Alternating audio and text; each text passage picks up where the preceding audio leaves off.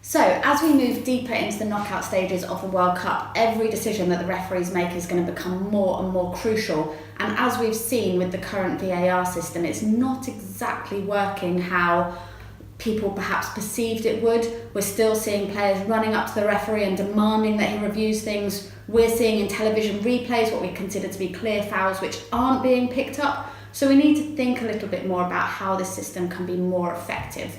That's probably something for all the technology experts to talk about. I'm more interested in what we can do to make our referees themselves more successful so there's less need for VAR in the first place.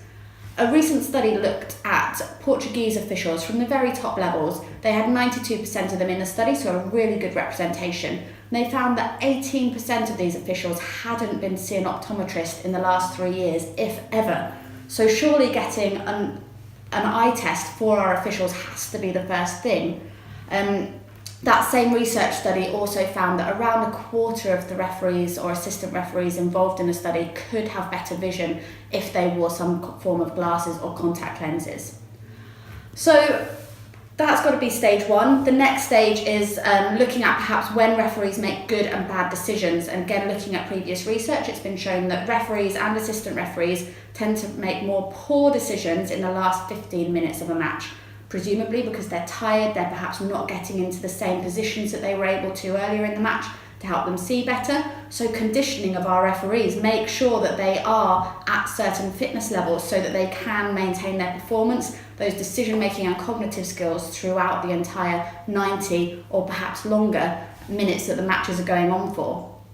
And finally, what can we do to improve the visual skills of referees? So not necessarily the tests that an optometrist would do, where you sit still, you read stationary letters, but those skills you're likely to move when you're running around trying to follow a fast-moving ball, lots of different players who are moving around all over the pitch.